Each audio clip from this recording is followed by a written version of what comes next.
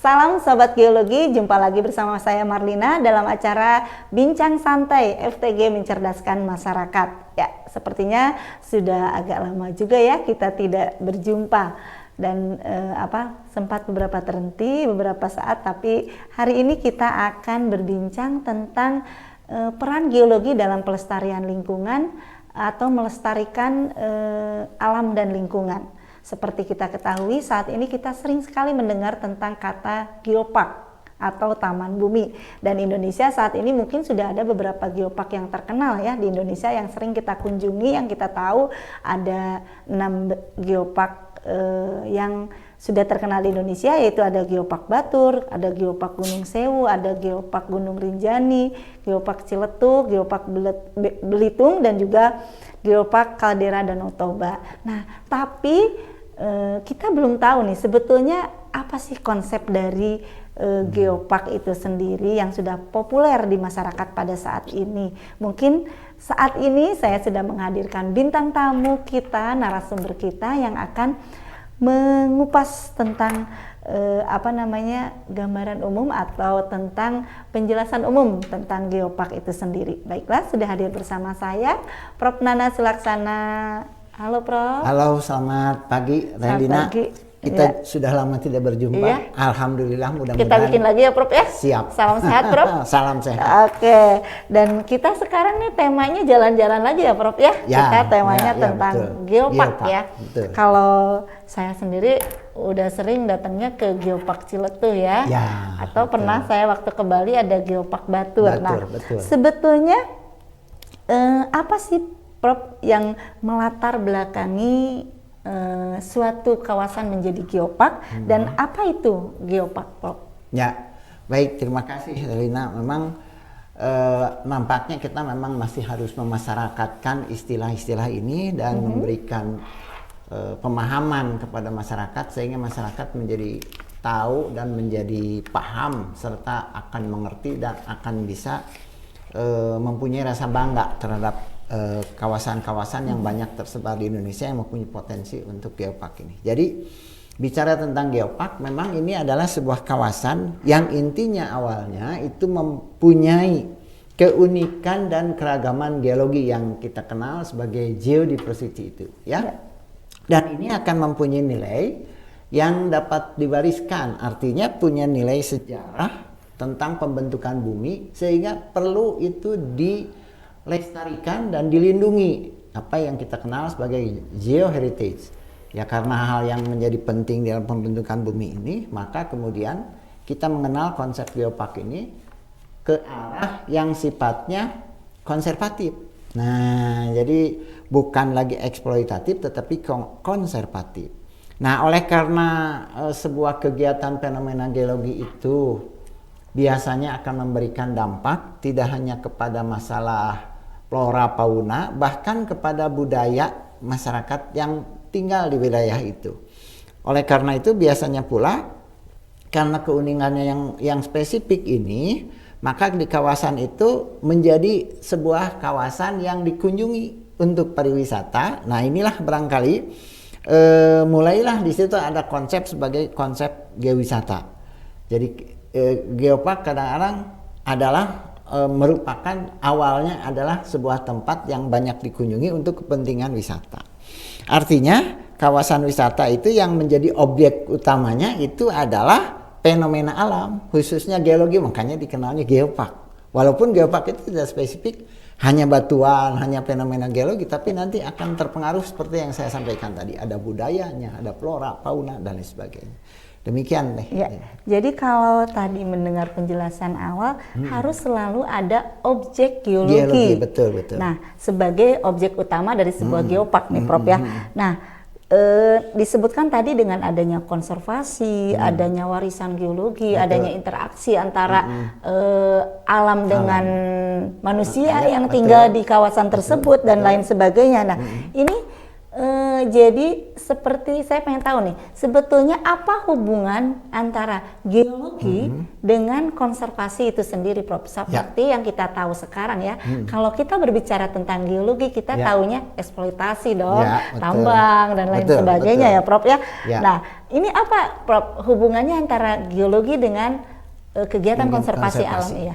Baik, ya, itulah menariknya ilmu kita yang kita pelajari di bidang geologi ya, Teh Lina ya. Karena geologi itu adalah sebuah bidang ilmu yang seperti mempunyai dua sisi mata uang yang dapat kita manfaatkan, kita gunakan. Yang pertama adalah berperan untuk eksplorasi mineral, migas, batu bara, batuan untuk dieksploitasi dalam pertambangan ya, perminyakan, maupun dalam pencarian air mineral, gas panas bumi dan lain sebagainya, yang akhirnya ujungnya adalah untuk industri yang sifatnya ekstraktif. Itu di satu sisi. Dan memang di awal perkembangannya ilmu geologi itu lebih banyak untuk menjelaskan fenomena alam, kemudian untuk mengeksplorasi, untuk mencari mineral-mineral yang berharga di muka bumi ini. Tetapi di sisi yang lain kita lihat bahwa geologi itu sebenarnya berperan sebagai agen untuk konservasi suatu wilayah. Berdasarkan apa? Berdasarkan karakter geologinya. Untuk apa? Untuk membangun yang berwawasan lingkungan yang harus berkelanjutan. Nah, diantaranya itulah maka kemudian kita melihat konsep geopark ini adalah bagian untuk melestarikan lingkungan atau pembangunan yang berkelanjutan. Itulah barangkali ya sebuah aplikasi dari ilmu geologi untuk kiprahnya di dunia yang tadi sebutkan konservasi. Selain daripada hal lain, misalnya dengan geopark itu kita bisa melihat bagaimana sebuah kawasan juga harus memperhatikan masalah mitigasi bencananya dan lain sebagainya. Dan kemudian ya tadi itu, ketika sampai itu namanya geopark, maka itu tidak cuma hanya melestarikan batu, tetapi juga budayanya, masyarakatnya, bahkan akan menumbuhkan perekonomiannya yang berbasis kepada masyarakat. Demikian, itu yang kaitannya antara satu sisi katanya disebut sebagai eksploitatif, yang satu sisi sebenarnya adalah sebagai konservatif. Jadi bagaimana ilmu geologi itu membuat alam itu menjadi sumber daya geologi yang berkelanjutan, yang nantinya bisa tetap dinikmati oleh anak cucu kita ya, Prof ya. Nah, tadi saya menggarisbawahi tentang adanya masuk jajaran UNESCO Global.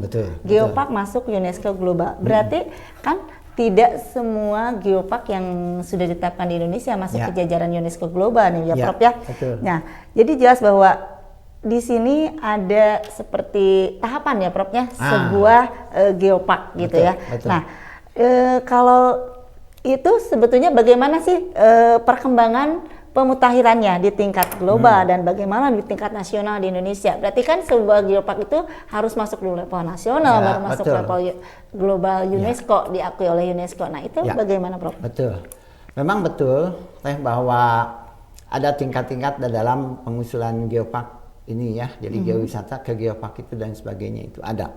Dan kalau itu kita sampai sebuah kawasan itu dinobatkan sebagai kawasan geopark jaringan UNESCO, maka tidak hanya masyarakat lokal yang melihat perkembangan geopark itu dari segi konservasi maupun pengembangannya, tetapi juga masyarakat dunia, masyarakat internasional. Nah, kita secara kebetulan ini ya, memang Indonesia ini mempunyai banyak fenomena-fenomena geologi yang menarik yang kita kembangkan awalnya dari geowisata menjadi sebuah geopark, kemudian di situ dijadikan usulan dan dinilai oleh panitia dari UNESCO Global Geopark itu dan dinilai layak. Yang dinilainya bukan hanya unsur geologinya, tapi yang tadi itu bagaimana budayanya, bagaimana cara teknik apa itu rencana pengembangannya, bagaimana cara mengembangkan masyarakat lokal dari segi keekonomiannya. Nah, ini sesuatu yang persyaratan ini sangat-sangat luar biasa dan sangat ketat dari pihak UNESCO-nya juga, sehingga kalau kita meloloskan sekarang sekian puluh geopark yang ada di Indonesia menjadi geopark UNESCO, itu sebenarnya Indonesia prestasinya itu sangat diakui. Kenapa? Karena kita sekarang ini mempunyai 195 UNESCO Global Geopark di seluruh dunia ya, di seluruh permukaan bumi itu adanya tersebar di 48 negara. Nah, Indonesia ini di kawasan ASEAN, ya. Kita tahu pada waktu awal itu di ASEAN hanya satu yang punya geopark, yaitu Langkawi, kepunyaan pemerintah, kepunyaan masyarakat Malaysia ya. Tetapi kemudian kita lihat perkembangannya sekarang di ASEAN itu Indonesia menduduki tempat pertama, ya, jadi mempunyai 10 geopark global UNESCO, dan Malaysia itu hanya 2, kemudian Thailand 2, Vietnam ada 3, kemudian Filipina 1. Jadi Indonesia itu menjadi leader nih dalam ya, terdepan sekarang terdepan ya kita. Sekarang. Asalnya kita sama sekali nggak punya. Nah, ini luar biasanya ya. Dan memang ya beruntung kita karena juga punya tokoh-tokoh yang mengusulkan geopark ini. Nah, di antaranya saya barangkali menyampaikan juga ke masyarakat bahwa salah satu pimpinan di Fakultas Teknik Geologi, dalam hal ini dekan, Ibu Dekan Fakultas Teknik Geologi ini, Ibu Profesor Mega Eprosana, ini adalah seorang asesor di bawah UNESCO yang dapat nanti menilai apakah sebuah kawasan itu bisa dimasukkan sebagai kawasan geopark UNESCO. Prof Mega inilah yang nanti untuk Asia Timur, beliau nanti yang akan menilainya itu sebagai asesor. Nah, kita sangat beruntung gitu ya, sangat beruntung sekali. Oleh karena itu saya tidak memungkiri prestasi daripada geopark Indonesia masuk di UNESCO Global ada 10 itu, ya salah satu diantaranya adalah peran beliau yang tahu persis bagaimana cara menilai geopark dan lain sebagainya. Jadi ini alhamdulillah kita sangat beruntung ya, sekali ya FTG ya memiliki Prof Mega ya. Betul. Dan berarti peran Fakultas Teknik Geologi ini dalam pengembangan geopark di Indonesia ini sangat penting ya Prof ya. Baik Indonesia maupun di dunia ya Prof ya. Saya kira begitu. Ya, setelah yang tadi Prof jelaskan, jadi terlihat jelas ya peran geologi dalam membangun geopark yang bercirikan konservasi, di mana kita harus menjaga alam agar dapat berkelanjutan untuk anak cucu kita ya Prof ya. Nah, itu merupakan peran utama dari geologi dalam pengembangan geopark tersebut. Mungkin tadi balik lagi ke tadi bahwa salah satu ciri utamanya bahwa sebuah kawasan menjadi kawasan geopark itu harus memiliki objek geologi. Nah, bisa nggak Prof diberikan contoh? Misalnya kawasan mana, misalnya Gunung Batur deh yang kita pernah kunjungi ya Prof ya. Betul. Nah, ini kenapa sih Gunung Batur ini, padahal kan di Indonesia banyak gunung-gunung lain gitu ya. Nah, ini apa yang menjadi objek geologi sehingga Gunung Batur ini menjadi UNESCO Global Geopark? Nah, ini bagus ini. Jadi Gunung Batur ini adalah geopark pertama yang diakui oleh UNESCO di Indonesia. Kebetulan adanya di Bali ya. Dan saya kira keluarga besar fakultas kita sudah pernah ya itu, datang jalan-jalan ke sana ya. Apa itu Gunung Batur yang saya dan tahu sebagainya. Pokoknya hamparan pasir aja ya. Pasir, ada gunung, ada apa ya. Sebagai masyarakat umum ya Prof ya. Betul. Dan dingin aja ya. Bagus, itu Kintamani itu kan luar biasa ya. Nah, ini yang namanya Batur UNESCO Global Geopark itu saya ambil ini, maaf ya, satu contoh saja untuk untuk menjelaskan tentang apa itu geopark. Nanti yang lain itu kan kita punya 10, yang 9 itu keunikannya nanti belakangan ya. Belakangan pada sesi yang lain barangkali gitu. Nah, nanti sekarang biar kita ada sesi-sesi yang lainnya. Supaya sedikit-sedikit kita bisa mencerahkan masyarakat. Kenapa misalnya Batur ini bisa menjadi masuk di UNESCO Global Geopark. Pertama, bahwa secara geomorfologi ini adalah sebuah gunung api yang berupa kaldera atau kawah raksasa. Diameternya luar biasa, besar ya. Dan terjadi akibat 2 kali erupsi. Jadi ini yang bisa kita lihat itu ada 2 dinding kaldera di sana itu ya. Nah, yang pertama terjadi 29.000 tahun yang lalu. Kemudian letusan paroksisma yang kedua itu terjadi 20.000 tahun yang lalu. Jadi ada 2 letusan itulah yang barangkali merupakan peristiwa yang unik. Dan ini menjadikan wilayah itu menjadi spesifik. karena flora dan faunanya yang tumbuh juga adalah karena itu, karena produk dari kedua letusan itu. Kemudian juga kita tahu dari letusan besar yang terjadi itu, maka kemudian itu kan akan menghasilkan batuan yang kita sebut sebagai endapan awan panas. Yang komposisinya kebetulan asam, dan endapan awan panas ini adalah sebuah batuan yang kalau kita punya rasa seni itu diukir atau sehingga mudah untuk mengukirnya itu. Nah, oleh karena itu barangkali inilah yang menjadikan masyarakat di Bali itu mempunyai rasa seni yang tinggi, membuat patung. Kemudian dinding daripada adanya batuan-batuan yang kita sebut sebagai batuan pamis gitu ya, itu dinding itu diukir, dijadikan tempat wisata yang menarik. Jadi ada karya seni yang mereka curahkan itu ditunjang oleh keberadaan batuan atau sebuah kejadian geologi.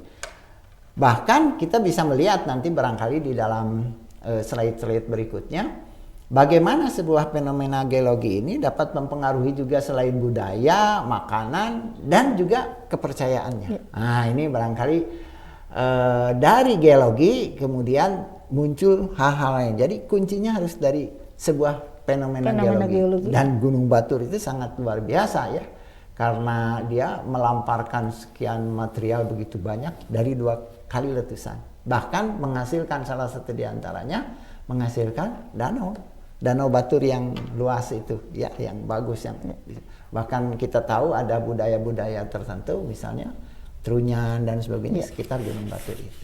Nah, itu barangkali ya, jadi kaitannya geologi ke arah budaya. Nah, di Gunung Batur yang menarik adalah juga adanya program-program, karena Geopark ini adalah bagian untuk masalah pendidikan, maka kemudian ada programnya yang penting adalah dari masyarakat atau sekolah itu mempelajari Gunung Batur. Di pihak lain Gunung Batur menjelaskan ke sekolah. Jadi ada program di Geopark Batur ini yaitu School to Geopark atau kemudian Geopark to School, sehingga anak-anak ini sejak dini ini sudah diperkenalkan akan konsep kelestarian lingkungan serta cara belajar dari alam. Nah, ini menjadi sangat penting. Nanti kita lihat sarana dan prasarana apa saja yang ada di Gunung Batur ini. Jadi kita tahu kan tadi sudah disebutkan ya, ada 10 kan? Ada 10 kan geopark yang sudah di Indonesia diakui sebagai UNESCO itu ya. Global Geopark. Mudah-mudahan bisa lebih bertambah lagi ya. Jadi dengan adanya letusan Gunung Batur ini sehingga berpengaruh terhadap budaya-budaya yang ada di Bali ya, Prof ya. Salah satunya adalah perkembangan seni pahat di Bali dengan adanya batuan vulkanik berwarna abu-abu mereka gunakan untuk membuat pura dan lain sebagainya, dan tentu saja ini berpengaruh juga kepada kehidupan sehari-hari masyarakat di sekitar Geopark Gunung Batur ini ya, Prof ya. Betul. Jadi di mana tadi sepertinya foto-fotonya belum terpublish, Prof. Coba kita lihat ada Geopark. Ini ya kita ada lihat ini citra kalau dilihat dari atas ya, Prof ya. Kita lihat dari atas. Batur dari atas. Batur kelihatan kan ada danaunya. Kemudian ini, saya juga pernah nih foto di sini nih. Ya betul. Ini di panelokan di atas ya, tempat view kita melihat ke Gunung Ini kayaknya Batur. spot favorit di Gunung Batur ya. Ya betul, karena dua-duanya kelihatan, gunungnya kelihatan, danaunya kelihatan. Ini kan kita bisa melihat sekaligus dari sini. Suasananya ini dingin. Nah, ini yang jadi kalau museum. Kalau kita pengen tahu, sekarang udah ada museumnya ya, Prof ya, yang bisa dikunjungi gitu ya. Betul. Jadi ini Museum Geopark Batur. Museum Geopark Batur kita bisa tahu ya perkembangan Geopark Gunung Batur di Bali ini ya, Prof ya. Dan ini bukan museum yang hanya memajang begitu saja, tapi ini museum modern, interaktif. Jadi maksudnya ada digital, teknologi di situ sudah menerapkan teknologi terbaru ya, di mana teknologi digital sudah diterapkan di Museum Geopark Batur ini ya. Bagus ini. Nah, ini barangkali budayanya ya. Nah, ada tahu kita ada berbagai kesenian di sana. Yang ini muncul memang karena masalah di sekitar Batur itu, di sekitar Bali lah pada khususnya, dipengaruhi oleh Gunung Batur itu, memang kehadiran gunung itu sangat. Nah ini di belakang itu kan ada pura, kemudian ada danau ya. Nah orang masuk ke situ, ini ada budaya yang terkait dengan geopark. Jadi melestarikan masalah danau ini dengan mendirikan pura di situ dan sebagainya. Kita dah hadir juga kan ke situ harus mempergunakan ini ya, aksesoris yang ada sesuai dengan sana. Nah, ini adalah tempat pendidikan yang tadi ada Geopark School. Nah, jadi mereka datang ke Puslit ini ya, Prof ya? Pusat pelatihan geologi, mineral dan batu bara. Ada. Nah, jadi mereka dari seluruh Indonesia kalau ingin mengetahui tentang seluk-beluk geopark, datang ke sini diberikan oleh para ahlinya, kemudian ada prakteknya langsung di Gunung Batur, cara menyusun proposalnya dan sebagainya. Nah, di sini dilakukan tidak hanya untuk aparat di pemerintah daerah, tapi juga untuk masyarakat umum, termasuk untuk anak-anak SD yang tadi saya sebutkan. Sehingga cinta kepada lingkungan, cinta dan kepada geopark itu dari awal. Mulai menumbuhkan rasa memelihara ya, Prof ya. Betul. Nah itu yang penting. Mencintai alamnya sehingga mereka timbul rasa untuk menjaga ya, Prof ya. Menjaga. Itu barangkali di situ. Itu mungkin ya. Nah ini juga sama. Nah kalau ini kayaknya foto modelnya ya, Prof ya. Ini sengaja saya ambil untuk membandingkan nih bagaimana pura di sana itu bentuknya kerucut ke sana dari sebuah danau yang datar itu mempunyai makna. Kalaupun itu terbuat dari batuan ya, tapi itu tersusun kerucut ke atas menunjukkan sebuah makna filosofis tersendiri untuk masyarakat sekarang. Bagaimana untuk mencapai ke atas bahwa Tuhannya di situ adalah ingin menjaga keadaan alamnya. Keadaan alamnya ya, Prof ya. Ah, ini baru satu geopark nih ya, contoh fenomena geologi ya, objek geologi yang ada di Gunung Batur. Seperti yang sudah disebutkan oleh Prof Nana, ada 10 betul, UNESCO Global Geopark yang ada di Indonesia. Jadi kalau kita obrolin semuanya kayaknya 3 jam atau 4 jam nggak akan cukup ya, Prof. Ini kan 10 tuh ada di Indonesia, itu punya 10 luar biasa ya. Kita baru satu aja. Baru satu aja sudah menarik sekali ya, Prof ya. Kita tahu begini, yang lain-lainnya itu kan kalau tadi ada kaldera ya, spesifik gunung api. Yang lain kan ada lagi yang spesifiknya. Oh iya. Nah, jadi objek geologinya bukan gunung api ya, Prof ya. Bukan gunung api, ada yang lain. Gitu, ya. Jadi terima kasih Prof Nana. Sama-sama. Sudah kita ngobrol-ngobrol nih tentang pengantar tentang geopark, di mana hubungan antara geologi tidak hanya tentang eksplorasi, tapi juga tentang konservasi, bagaimana melestarikan alam dan lingkungan untuk keberlanjutan manusia ya, Prof ya. Dan keberlanjutan juga kelestarian alam itu sendiri ya, Prof ya. Baiklah, barangkali karena keterbatasan waktu, kita pembahasan kita cukup satu saja tentang Geopark Batur ya. Ini mungkin pengantar saja dulu ya. Dan nanti mungkin akan ada sesi-sesi selanjutnya kita akan membahas tentang geopark yang lain. Objek geologi apa yang dimiliki oleh ke-9 yang belum kita bahas ya, ke-9 geopark yang ada. Di samping saya tambahkan ya, di Indonesia bahwa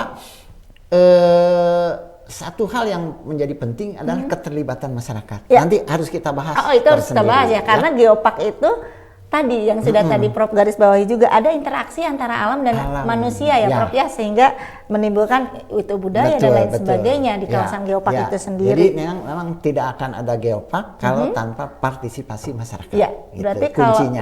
Kuncinya memang harus ada interaksi ya, Prof ya, antara alam dan manusia. Itu adalah geopark. Baiklah, terima kasih Prof Nana. Terima kasih kembali. Sehat selalu. Agar kita bisa buat yang selanjutnya ya, Prof ya. Tetap semangat. Tetap semangat. Barangkali Sobat Geologi, itulah pembahasan kita tentang pengantar tentang geopark, dan kita akan lanjutkan di kesempatan lain. Terima kasih. Tetap menonton Bincang Santai FTG Mencerdaskan Masyarakat. Baiklah, saya Marlina undur diri. Billahi taufiq wal hidayah. Wassalamualaikum warahmatullahi wabarakatuh.